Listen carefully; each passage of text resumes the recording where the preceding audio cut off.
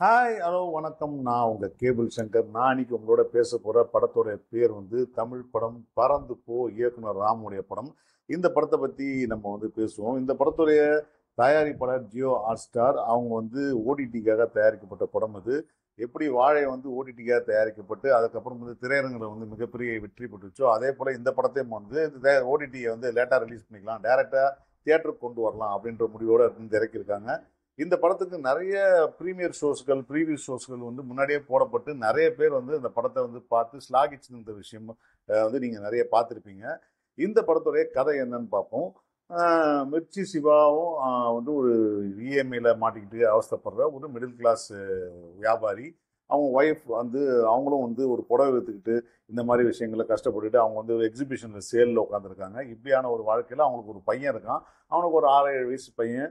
அந்த பையனை வந்து எக்ஸாம் லீவில் வந்து ஆன்லைன் கோர்ஸ் விட்டு வீட்டில் பூட்டி வச்சுட்டு போகிறாங்க. அந்த பையன் ஒரு மாதிரி ரெஸ்ட்லெஸ்ஸாக இருக்கும்போது ஒரு ரோட் ட்ரிப்பு கூட்டிட்டு போக வேண்டிய கட்டாயம் உருவாயிடுது. ஸோ அந்த கட்டாயத்துக்கு பின்னாடி இருக்கிற காரணம் வந்து ரொம்ப சுவாரஸ்யமான காரணம். ஏன் அவர் வந்து இவ்வளோ பிரச்சனைக்கு நடுவில் ரோட் ட்ரிப் கூப்பிட்டு போகிறான்றது கேள்வி யோசிச்சாலே உங்களுக்கு வந்து இந்த இந்த இந்த படத்துடைய ஆதார விஷயம் உங்களுக்கு புரிஞ்சிடும்.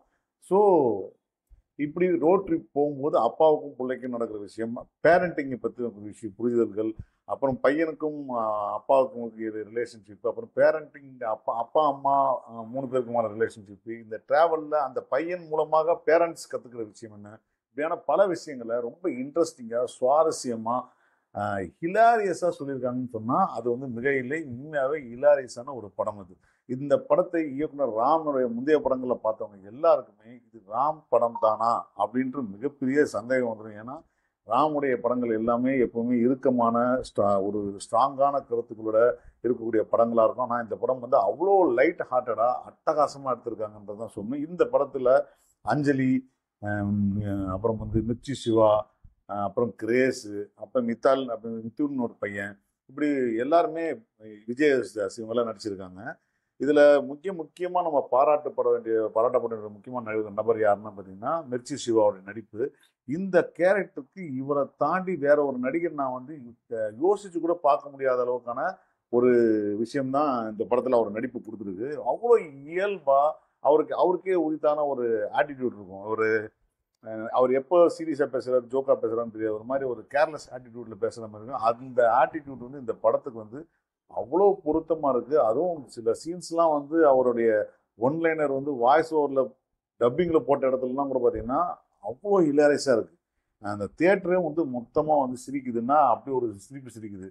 அதே போல வந்து இந்த படத்துல இன்னொரு முக்கியமான விஷயம் ஒன்று இருக்கு. அது முக்கியமான விஷயம் என்னன்னா இந்த படத்தோட மியூசிக். இதோட பின்னணி இசை யுவன் சங்கர் ராஜன் சொன்னாலும் கூட இதுல யுவன் யுவன் சங்கர் ராஜாக்கான பின்னணி இசைக்கான இடத்தை விட இந்த படத்துல பாடலுக்கான இசை கிட்டத்தட்ட ஒரு 15 பாட்டு 16 பாட்டு இருக்கும்னு நினைக்கிறேன். எல்லாமே சின்ன சின்ன பாடல்கள்.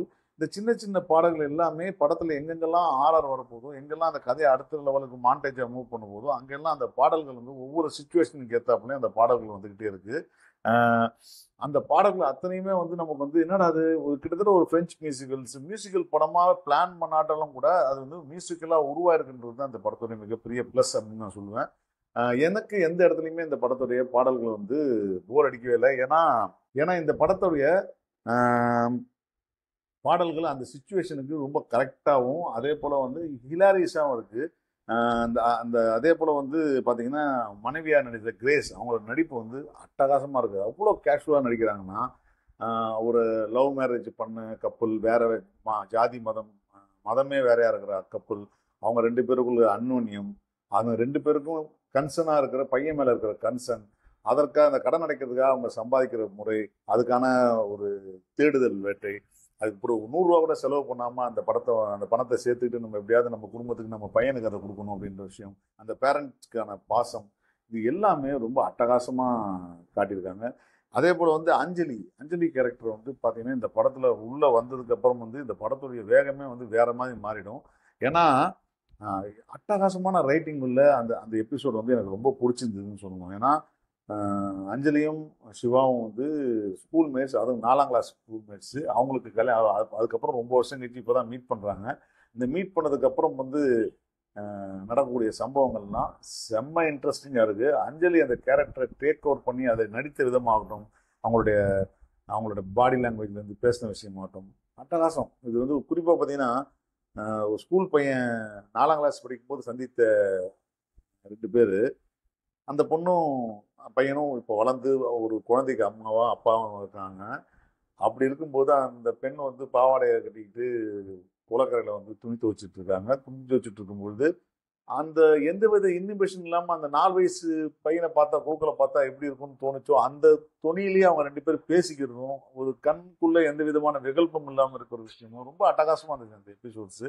அதுவும் குறிப்பாக அவருடைய கணவர் அஜு வெக்கிஸ் நடிச்சார். அவருடைய நடிப்பு வந்து 2-3 சீன் வந்து டயலாக்ஸ் ஓவர்லாப்பில் வந்து பேசினாலும் அட்டகாசமாக இருந்துச்சு.